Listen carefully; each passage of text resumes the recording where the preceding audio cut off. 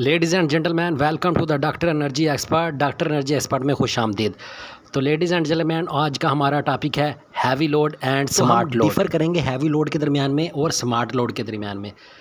Heavy load जैसे कि नाम से ज़ाहिर है वो तमाम की तमाम चीज़ें जिनकी एम्पेयर में या जिनकी वाट में कंजप्शन ज़्यादा है उनको हम हैवी लोड कहते हैं, और वो तमाम का तमाम लोड जिनकी कंजप्शन कम है वाट में भी और एम्पेयर में भी, उस तमाम के तमाम लोड को हम स्मार्ट लोड कहते हैं।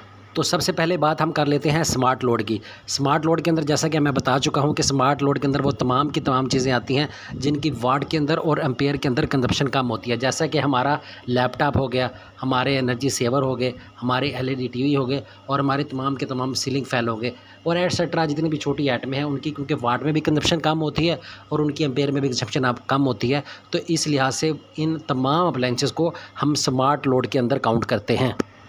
स्मार्ट लोड के बाद हमारे पास आ जाता है हैवी लोड। हैवी लोड के बारे में जैसा कि मैं बता चुका हूं कि वो तमाम की तमाम अप्लाइंसेस जिनकी वाट के अंदर और एम्पेयर के अंदर कंजप्शन ज़्यादा होती है उनको हैवी लोड के अंदर हम काउंट करते हैं। जैसे कि हमारे रेफ्रिजरेटर हो गए, हमारे एसी हो गए, हमारे माइक्रोवेव ओवन हो गए, और हमारे मोटर पंप वगैरह हो गए। तमाम की तमाम चीज़ें या इसके अलावा जितनी भी चीज़ों की वाट में या एम्पेयर में कंजप्शन ज़्यादा होती है उनको हम हैवी लोड के अंदर काउंट करते हैं।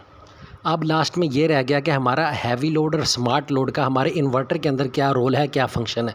तो जब मैंने बताया था कि हमारे इन्वर्टर के अंदर दो पोर्ट्स होती हैं, एक हैवी लोड और एक स्मार्ट लोड की। स्मार्ट लोड के ऊपर नॉर्मल राइटिंग में लोड लिखा होता है, और जबकि हैवी लोड की पोर्ट के ऊपर जेन लिखा होता है, GEN जेन पोर्ट।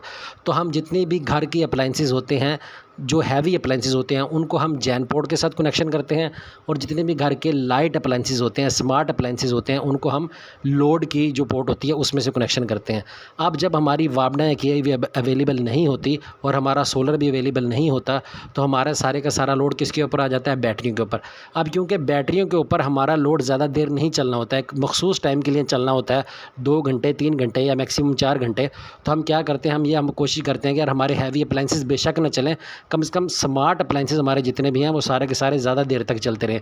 तो इसके अंदर होता यह है कि जो जेन पोर्ट पे जितने भी हमने कनेक्शन दिए होते हैं उनकी हम एक टाइमिंग महसूस कर देते हैं कि यार वो लाइट जाने के बाद, सोलर जाने के बाद वो 5 मिनट चलें, वो 10 मिनट चलें, वो मैक्सिमम 15 मिनट चलें।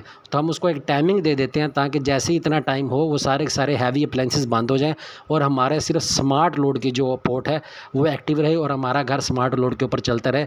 और इसका हमें फ़ायदा ये होता है कि हमारी बैटरी ज़्यादा से ज़्यादा देर चलती है, और हमारे हैवी अप्लाइंसेस क्योंकि बंद हो जाते हैं इस वजह से हमारी बैटरी ज़्यादा देर चल जाती है। तो लेडीज़ एंड जेंटलमैन, जैसा कि आपको पता है कि सोलर सिस्टम के टॉपिक अगर ब्रीफ से बयान किए जाएँ तो ये बहुत लंबे हो जाते हैं, इनका ड्यूरेशन बढ़ जाता है, और मेरी कोशिश होती है कि यूट्यूब चैनल पर जितनी भी वीडियो अपलोड की जाएँ उनका ड्यूरेशन कम से कम हो। तो लिहाजा स्क्रीन के ऊपर आपको व्हाट्सएप नंबर और कॉलिंग नंबर शो हो रहा है, आप इसके ऊपर मज़ीद मालूमात के लिए रब्ता कर सकते हैं। लास्ट में चैनल को सब्सक्राइब करना मत भूलिएगा। अपना ख्याल रखिएगा। अल्लाह निगहबान। अल्लाह हाफिज़।